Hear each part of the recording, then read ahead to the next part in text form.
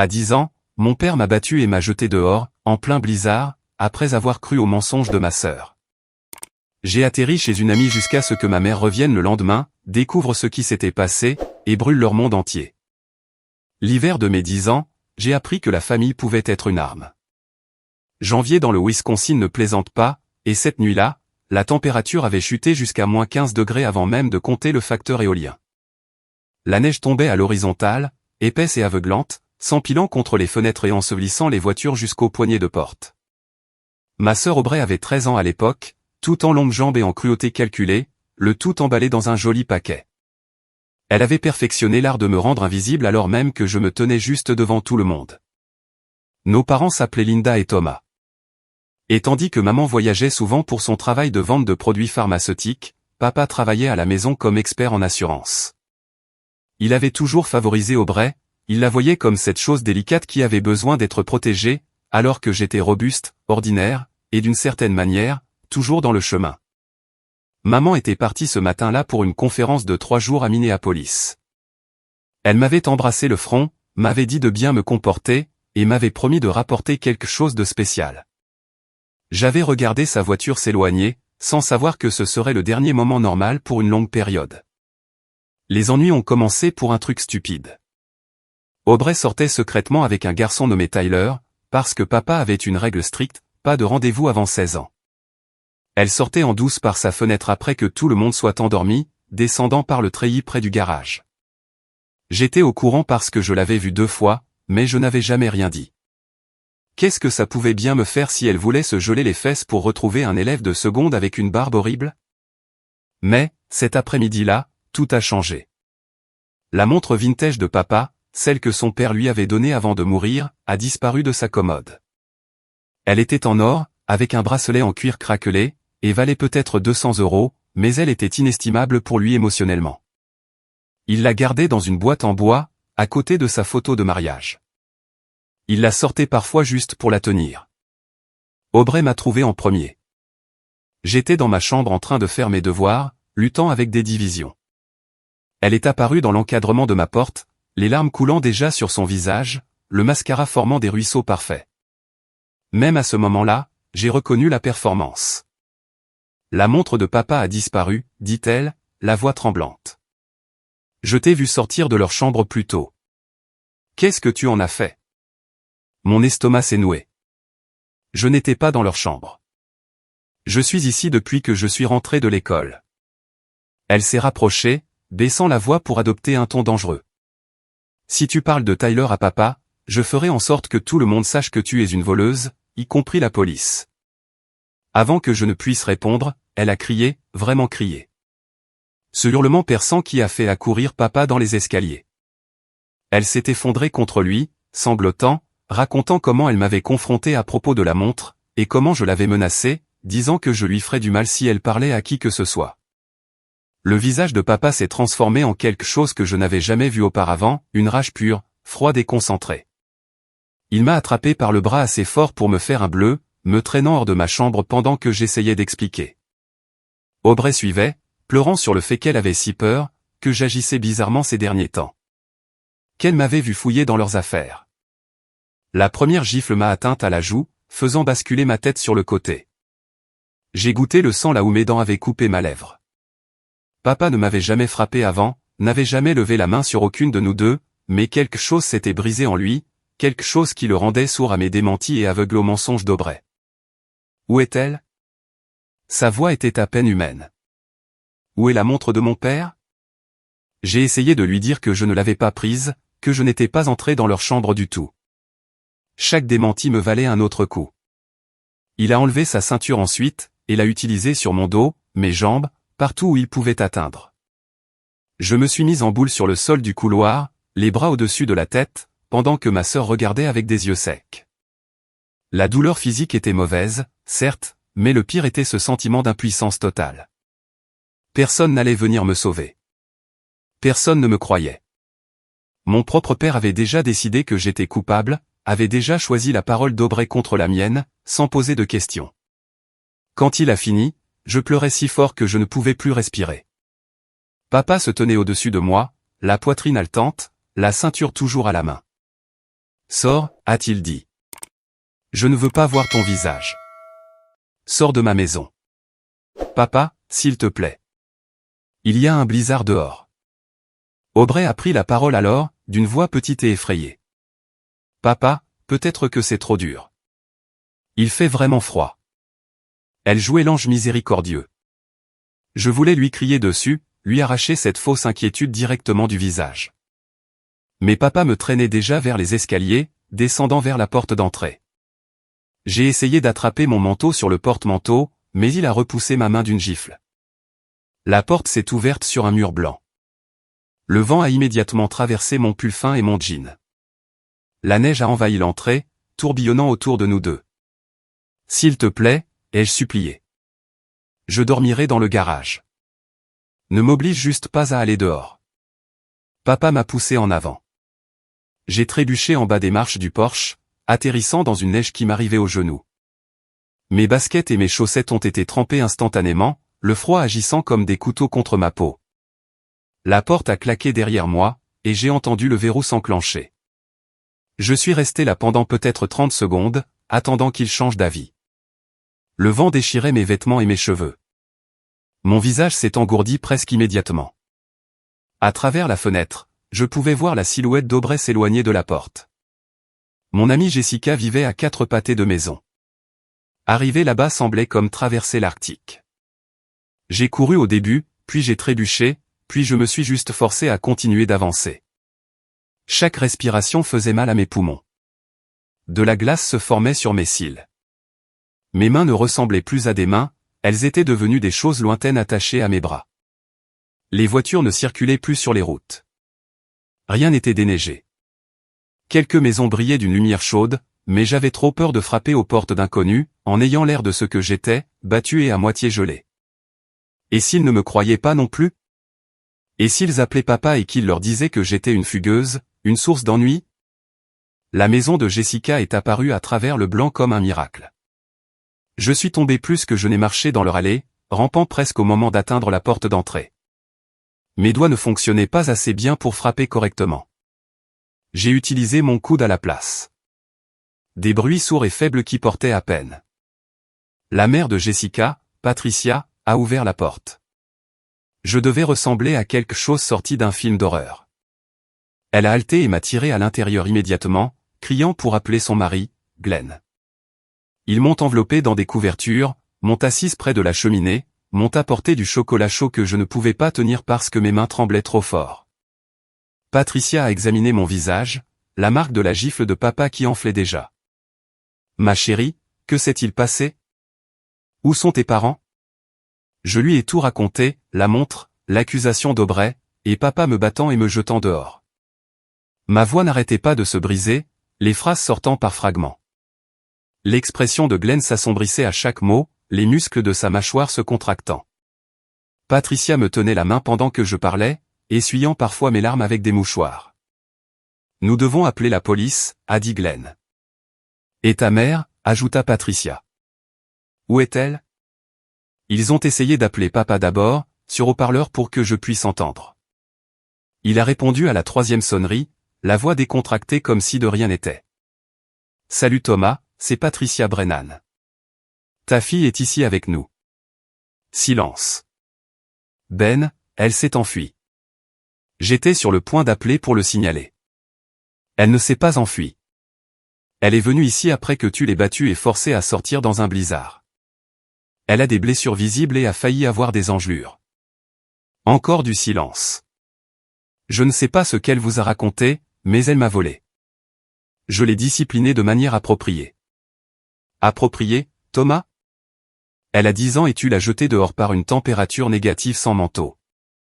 Nous appelons la police et les services de protection de l'enfance. Faites ce que vous avez à faire. Ma fille est une menteuse et une voleuse. Il a raccroché. Les mains de Patricia tremblaient maintenant, elles aussi, mais de colère. Glenn composait déjà le 911. Jessica s'est assise à côté de moi sur le canapé, tenant mon autre main, ses yeux grands ouverts et effrayés. Maman était plus difficile à joindre. Elle était à un dîner de conférence, son téléphone en mode silencieux. Patricia a laissé 3 messages vocaux urgents avant de finalement réussir à joindre l'hôtel et à les faire la sortir de la salle de banquet. Quand maman a rappelé, Patricia m'a passé le téléphone. Bébé, qu'est-ce qui ne va pas? J'ai complètement craqué. L'histoire est sortie en halètement, et maman est devenue silencieuse, le genre de silence qui ressemble à l'air avant que la foudre ne frappe.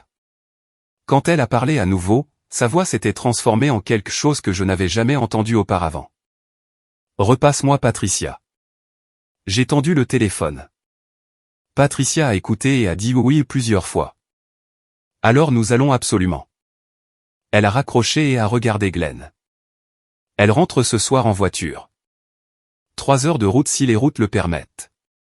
Sous aucun prétexte cet enfant ne doit être ramené dans cette maison. La police est arrivée 20 minutes plus tard. L'agent Brandon Kelly était un grand type aux yeux gentils qui a semblé furieux quand il a vu la marque sur mon visage. Sa partenaire, l'agent Lisa Wright, a pris des photos de mes blessures, chaque flash me faisant tressaillir. Ils ont documenté les marques de ceinture sur mes jambes et mon dos, posé des questions prudentes sur ce qui s'était passé exactement. Nous devons aller chez vous et parler avec votre père, a dit l'agent Kelly doucement. Vous resterez ici ou c'est sûr. J'ai paniqué à l'idée qu'il confronte papa. Et s'il disait que je mentais? Vos blessures ne mentent pas, ma chérie, a dit l'agent Kelly. Et jeter un enfant dans un blizzard ne ment pas non plus. Ils sont partis et Patricia m'a fait manger un peu de soupe. Même si mon estomac était retourné, Jessica m'a prêté un pyjama et s'est assise avec moi dans sa chambre, essayant de me distraire avec des histoires sur l'école. Je n'arrivais pas à me concentrer sur quoi que ce soit. Mon cerveau ne cessait de repasser le visage de papa, cette rage d'étranger là où mon père se trouvait habituellement. Les agents sont revenus 1 heure plus tard avec des nouvelles. Papa avait été arrêté pour maltraitance d'enfants et mise en danger imprudente. Aubrey avait apparemment craqué quand il l'avait séparé de papa pour l'interroger. Elle a admis qu'elle avait menti en disant m'avoir vu dans la chambre de nos parents. Elle avait en fait pris la montre elle-même pour la mettre au mont-de-piété et avoir de l'argent à dépenser avec Tyler. La panique s'était installée, et quand papa a découvert qu'elle manquait, elle m'a blâmé plutôt que d'avouer. L'agent Wright s'est assise près de moi, expliquant cela avec des mots choisis. Votre sœur a commis une erreur très grave. Votre père en a commis une encore pire. Mais vous n'avez rien fait de mal. Comprenez-vous cela? J'ai hoché la tête, mais à l'intérieur, je me sentais vide. Ma propre sœur avait failli me faire tuer. Mon propre père l'avait cru sans hésitation. Maman est arrivée vers minuit, toujours dans son tailleur, le mascara étalé à force de pleurer. Elle avait fait 3 heures de route dans des conditions de blizzard, risquant sa propre vie pour venir jusqu'à moi. Patricia avait à peine ouvert la porte que maman était à genoux devant moi, ses mains prenant mon visage en coupe, inspectant chaque blessure avec des doigts tremblants. Je suis tellement désolé, chuchota-t-elle. Je suis tellement désolé de ne pas avoir été là. Elle m'a tenu pendant un long moment, aucune de nous ne parlant. Finalement, elle s'est reculée et a regardé les Brennan. Merci d'avoir protégé ma fille. Je ne pourrai jamais vous rembourser ça. Tu n'as pas besoin, a dit Glenn. Prends juste soin d'elle maintenant. Maman nous a conduites à un hôtel ce soir-là. Elle ne voulait même pas envisager de retourner à la maison. Elle a appelé sa sœur, ma tante Rachel, qui vivait à 2 heures de là. À l'aube, Rachel était arrivée pour aider. Elles se sont assises toutes les deux dans la chambre d'hôtel pour planifier, pendant que je faisais semblant de dormir, écoutant leur conversation chuchotée. Je veux la garde exclusive, a dit maman. Il ne la touchera plus jamais. Et pour Aubrey? A demandé Rachel doucement. Aubrey a fait son choix. Elle a choisi de mentir, et ce mensonge a failli tuer sa sœur. Les jours suivants se sont brouillés. Maman a engagé une avocate nommée Victoria Sanders, qui avait la personnalité d'un requin et la stratégie qui allait avec. Des accusations criminelles ont été déposées contre papa. Les services de protection de l'enfance ont ouvert une enquête complète. Maman a demandé la garde d'urgence et le divorce simultanément. Papa a essayé de se battre au début, a prétendu que je l'avais provoqué, que n'importe quel père aurait réagi de la même manière, mais les photos ne mentaient pas, et la sévérité de ce blizzard non plus. La procureure assignée à son cas était une femme nommée Angela Torres, qui n'avait apparemment aucune tolérance pour les abuseurs d'enfants. La confession d'Aubrey a tout compliqué. Elle s'est rétractée en un jour, prétendant que la police l'avait mise sous pression, mais l'agent Wright avait enregistré tout l'entretien, et l'aveu d'Aubrey était clair et volontaire. La montre a refait surface dans un mont-de-piété 3 villes plus loin, exactement là où elle avait dit qu'elle serait. Maman s'est assurée que tout le monde sache ce qui s'était passé. Elle a appelé le patron de papa, ses amis, ses parents. Ma grand-mère, la mère de papa, l'a d'ailleurs défendu au début. Elle a dit que les enfants de nos jours avaient besoin de plus de discipline. Maman a coupé court à cela rapidement, proposant de lui montrer les photos. La grand-mère s'est tue après ça.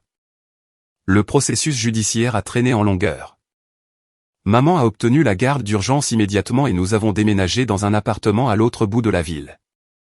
Elle s'est arrangée pour que je voie une thérapeute nommée Dr Hugues 2 fois par semaine.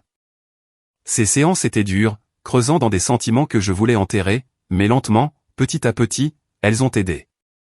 L'école était une torture. La nouvelle de ce qui s'était passé s'était répandue, et les enfants soit me fixaient avec pitié, soit m'évitaient entièrement. Certains ne le croyaient pas. Ils pensaient que j'inventais des choses pour attirer l'attention. Un garçon, Marcus Winters, m'a carrément dit que je l'avais probablement mérité.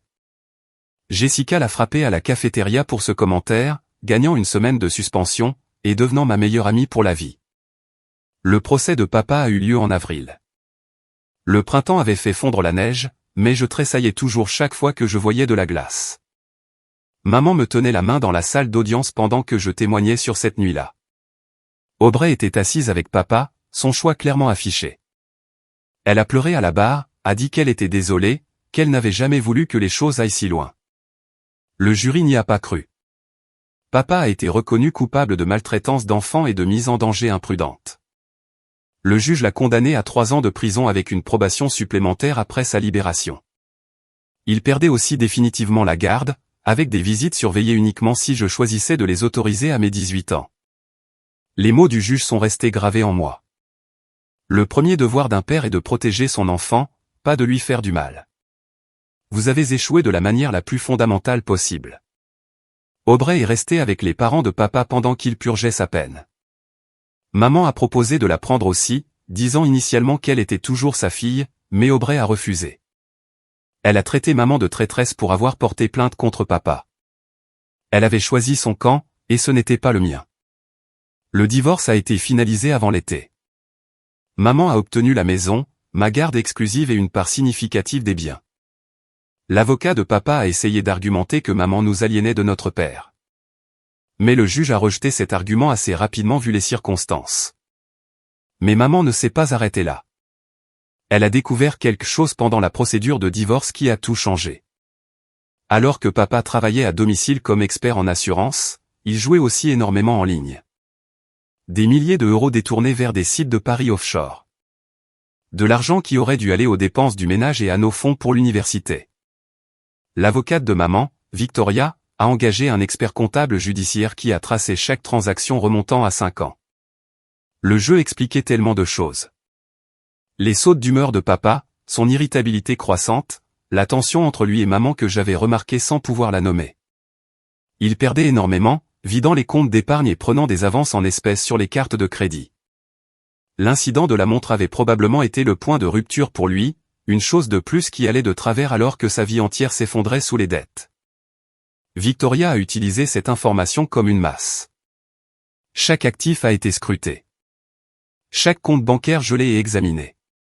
Les parents de papa ont essayé de l'aider financièrement, mais l'équipe juridique de maman s'est assurée que le tribunal sache pour l'addiction au jeu. Cela a peint le portrait d'un homme hors de contrôle, quelqu'un qui était devenu dangereux sous l'effet du stress. La vente de la maison a été particulièrement dévastatrice pour papa. C'était sa maison d'enfance, héritée de ses parents quand ils avaient déménagé pour plus petit.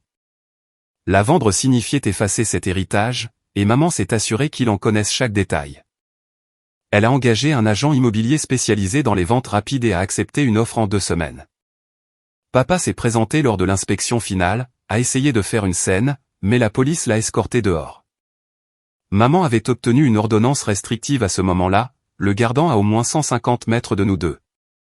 L'école restait un champ de bataille à sa manière. En CM2, j'ai développé une réputation comme étant la fille dont le père est allé en prison. Les enseignants me traitaient avec une gentillesse prudente, comme si je risquais de me briser s'ils poussaient trop fort. C'était parfois utile, des délais supplémentaires pour les devoirs quand j'avais de mauvais jours, de la compréhension quand je décrochais en classe, mais surtout, cela me faisait me sentir marqué, différente de tout le monde. Il y avait cette fille nommée Tasha Morrison qui a décidé de faire de moi son projet personnel. Elle était populaire avant que tout n'arrive. Une de ces enfants qui semblait naviguer dans les dynamiques sociales sans effort. Après le procès, elle a commencé à s'asseoir avec Jessica et moi au déjeuner, nous invitant chez elle après l'école. Ses parents étaient divorcés aussi. Son père avait un problème d'abus de substances, et elle comprenait ce que ça faisait quand votre famille devenait un divertissement public. Les gens vont parler, m'a dit Tasha une fois alors qu'on faisait nos devoirs à sa table de cuisine. Ils vont inventer des histoires et répandre des rumeurs. Mais voilà le truc, ils finiront par s'ennuyer. Quelque chose de nouveau arrivera. Un autre drame, et tu redeviendras juste une autre gamine. Elle avait raison. Principalement, au collège, de nouveaux scandales avaient émergé pour capturer l'attention de tout le monde. Le prof de maths arrêté pour détournement de fonds. 2 élèves de 4e pris en train de vendre des pilules sur ordonnance. L'implosion de ma famille est devenue une vieille nouvelle, référencée occasionnellement, mais n'était plus le sujet principal des commérages de couloir. Maman s'est jetée dans le travail avec une intensité renouvelée. Elle avait déjà du succès dans la vente pharmaceutique, mais maintenant elle devenait implacable. Meilleure vendeuse de sa région, 2 années de suite, promue à un poste de direction qui venait avec une augmentation significative. Elle avait l'habitude de plaisanter en disant que la trahison de papa avait coûté cher, mais que ça en valait la peine. Sa carrière n'avait jamais été meilleure, mais je voyais le coût de ce succès. Maman a développé de l'insomnie. Elle survivait avec peut-être 4 heures de sommeil par nuit. Elle était debout à 2 heures du matin, son ordinateur portable brillant dans l'obscurité, répondant aux emails et préparant des présentations. Ses cheveux ont commencé à grisonner, des fils d'argent précoces apparaissant avant ses 40 ans. Elle les couvrait avec des teintures coûteuses, mais ne pouvait pas cacher l'épuisement dans ses yeux. Nous avons déménagé 2 fois durant ces années. D'abord à l'appartement, puis dans une petite maison dans un meilleur district scolaire quand la promotion de maman est arrivée. Chaque déménagement donnait l'impression de se débarrasser d'une autre couche du passé, laissant derrière nous les fantômes et les mauvais souvenirs. J'ai eu ma propre chambre, je l'ai finalement peinte en violet, et remplie de posters de groupes que je faisais semblant d'aimer parce que les filles populaires les aimaient. La thérapie avec Dr Hugh est devenue quelque chose que j'attendais avec impatience plutôt que de redouter. Elle ne m'a jamais poussé à pardonner à qui que ce soit, ni forcé à discuter de choses pour lesquelles je n'étais pas prête. Au lieu de cela, elle m'a enseigné des outils pour gérer l'anxiété et traiter le traumatisme. Nous faisions de l'art-thérapie, peignant parfois des images abstraites d'émotions que je ne pouvais pas verbaliser.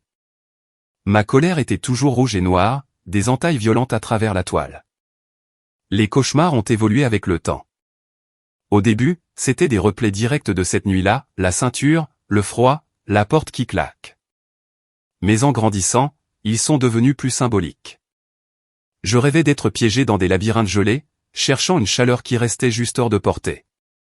Ou bien je me tenais dans notre vieille maison, la regardant se remplir de neige, incapable de m'échapper alors que la glace recouvrait tout. Les parents de papa, mes grands-parents, Gérald et Ruth, ont essayé de maintenir une relation avec moi pendant un moment. Ils appelaient sur le portable de maman et demandaient à me parler, envoyaient des cartes d'anniversaire avec des chèques à l'intérieur. Maman n'a jamais intercepté ces tentatives, me laissant toujours le choix. J'ai parlé avec eux quelques fois, des conversations gênantes où nous faisions tous semblant que les choses étaient normales. Mais Ruth a commis une erreur lors d'un de ces appels quand j'avais 12 ans. Elle a suggéré que j'avais peut-être mal compris ce qui s'était passé cette nuit-là, que papa avait juste essayé de m'enseigner une leçon sur l'honnêteté. L'implication était claire, j'avais monté les choses en épingle, détruit la famille pour une simple punition. Je lui ai raccroché au nez au milieu de sa phrase. Quand elle a rappelé, maman a répondu et a déchaîné quelque chose dont je n'avais jamais été témoin auparavant. Elle a parlé de cette voix basse et contrôlée qui était, d'une certaine façon, plus terrifiante que des cris. Elle a expliqué avec des détails graphiques exactement ce que les médecins avaient documenté, les bleus, les lacérations, les premiers stades de gelure sur mes doigts et mes orteils. Elle a décrit à quel point j'étais passé près de l'hypothermie, comment 20 minutes de plus dehors auraient pu me tuer. Votre fils a battu une enfant de 10 ans et l'a jetée dans un blizzard pour qu'elle meure, a dit maman.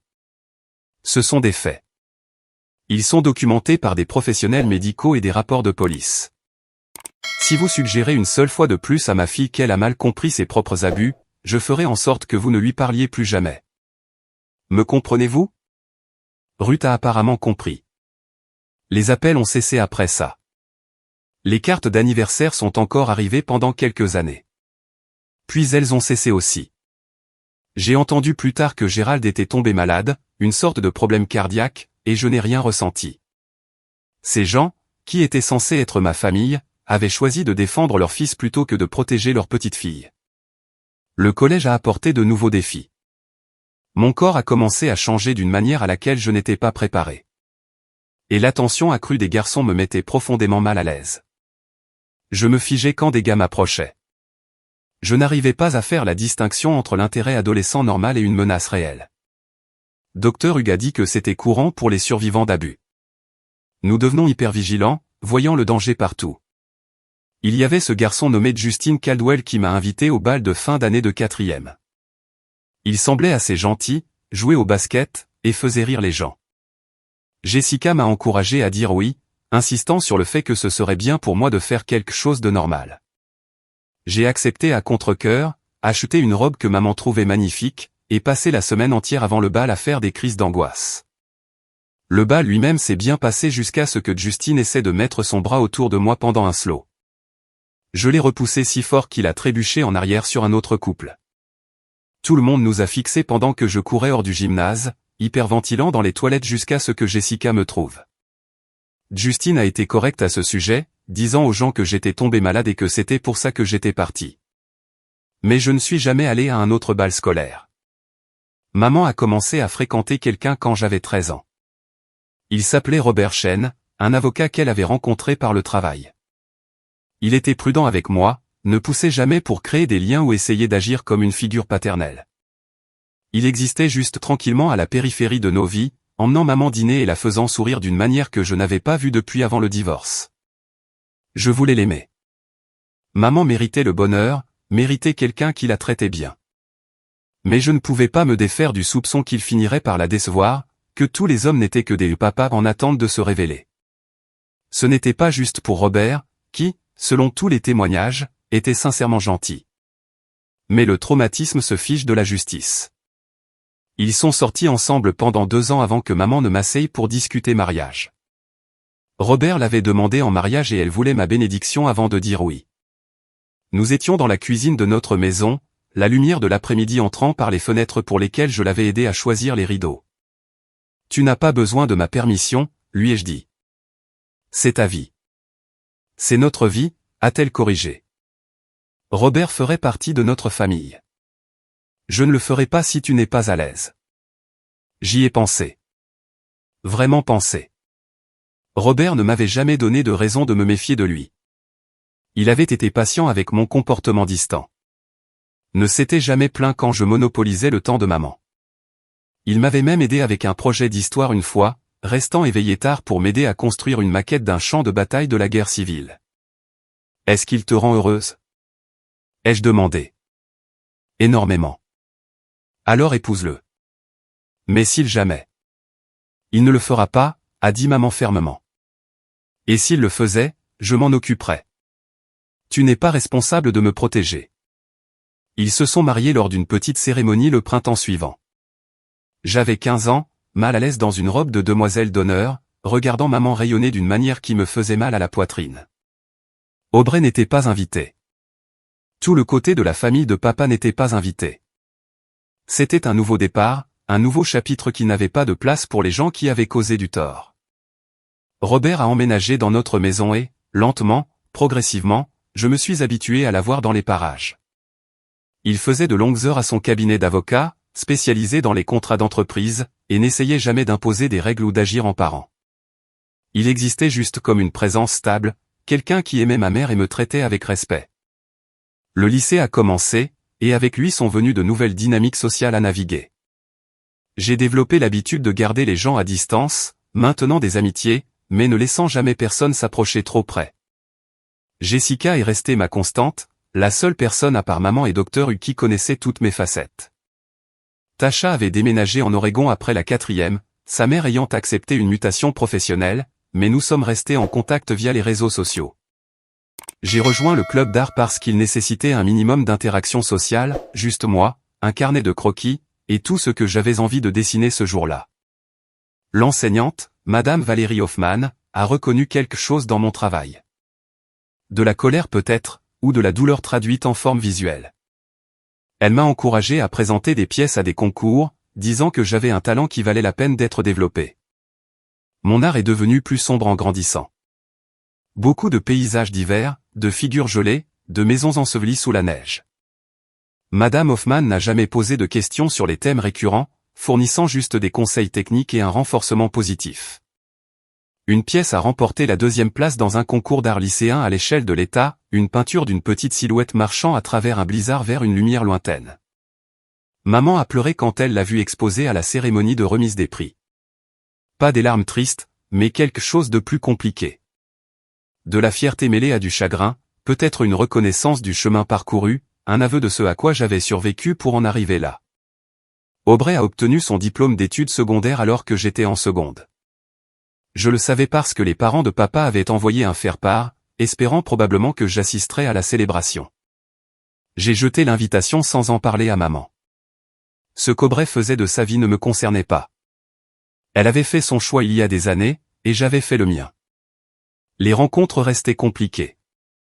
J'ai essayé quelquefois de sortir avec des garçons qui semblaient sûrs et non menaçants, mais l'intimité me terrifiait d'une manière que je ne pouvais pas totalement expliquer.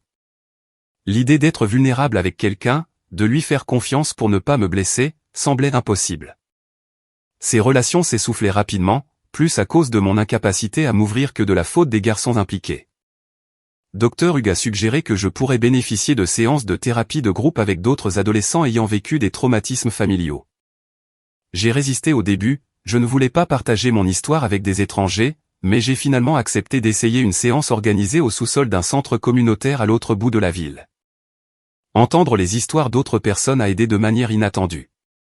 Il y avait une fille dont la mère lui avait cassé le bras lors d'une dispute, un garçon dont le beau-père l'avait enfermé dans un placard pendant des jours, une autre fille dont les parents l'avaient utilisée comme arme dans leur bataille pour la garde, la forçant à mentir au tribunal. Nous étions tous abîmés de différentes manières, portant des cicatrices qui ne se voyaient pas toujours.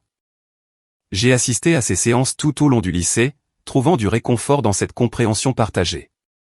C'étaient des gens qui n'avaient pas besoin d'explications, qui reconnaissaient le poids de la trahison familiale sans que j'aie à justifier mes sentiments.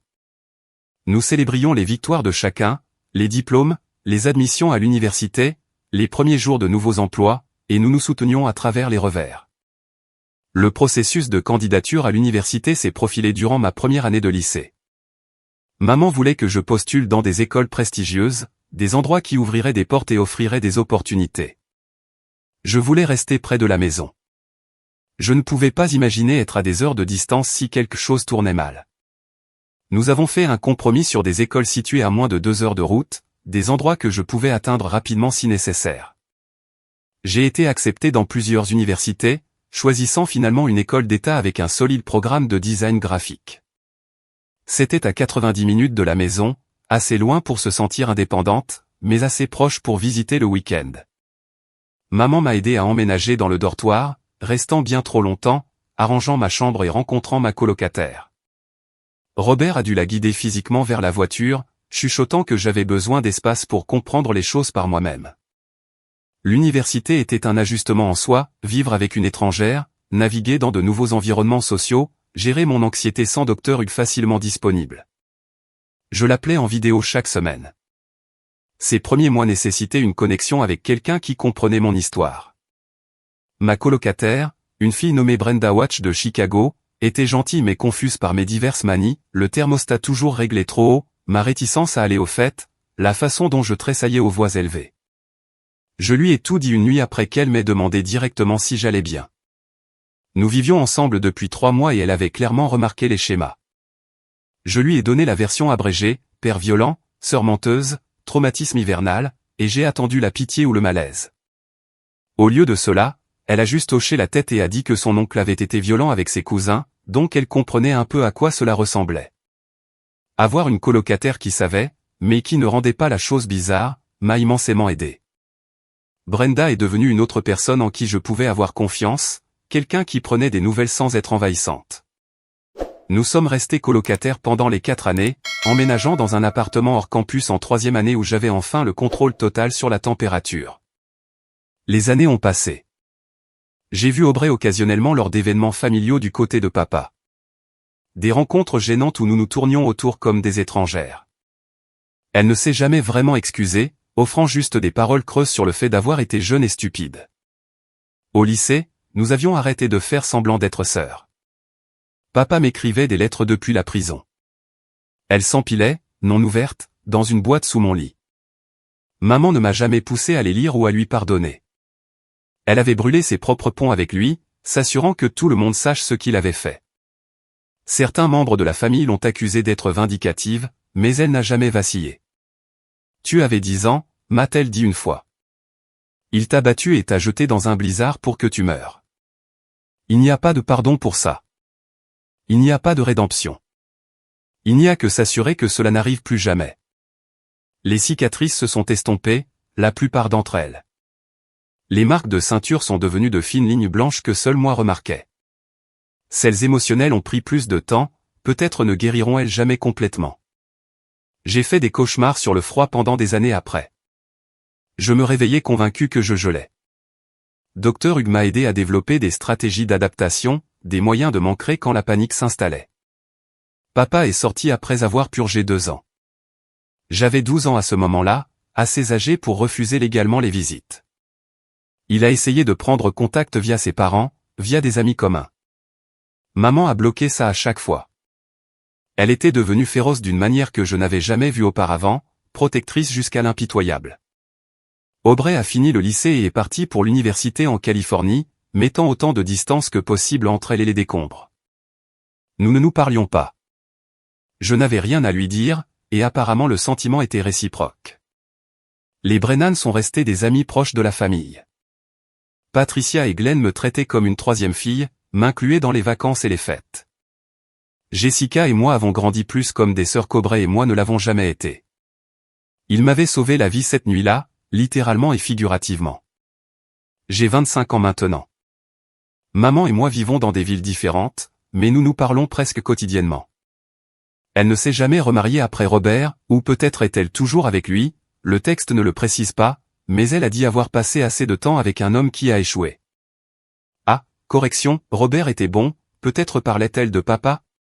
Le texte dit où elle ne s'est jamais remariée après avoir mentionné qu'elle vivait dans une ville différente, mais plus haut elle a épousé Robert.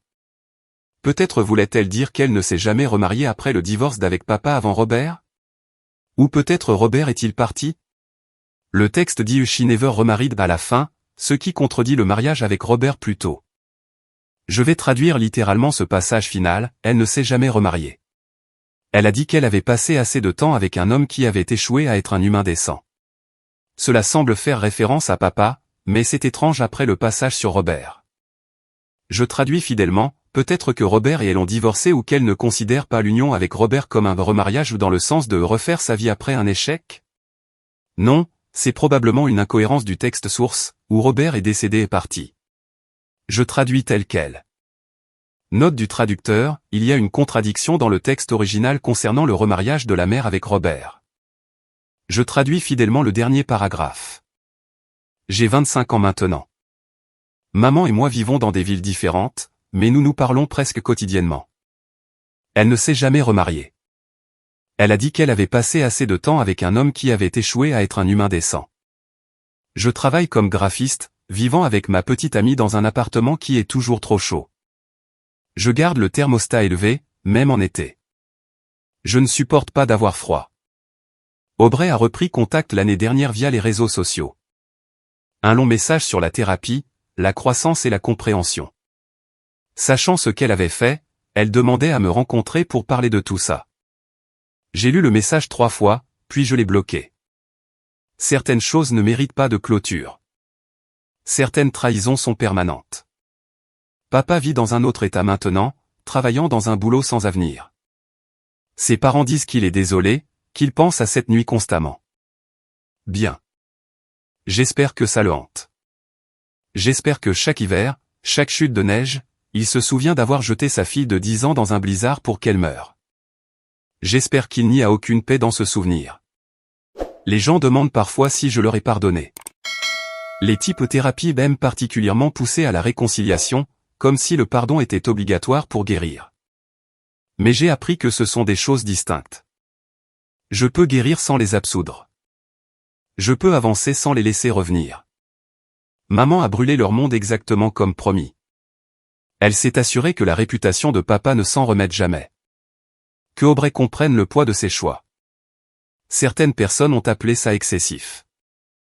On dit qu'elle aurait dû montrer plus de miséricorde. Mais je me souviens d'avoir eu 10 ans, battu et en sang, mourant de froid dans un blizzard parce que mon père avait cru les mensonges de ma sœur sans poser de questions. La miséricorde est pour ceux qui la méritent. Ils ne la méritent pas.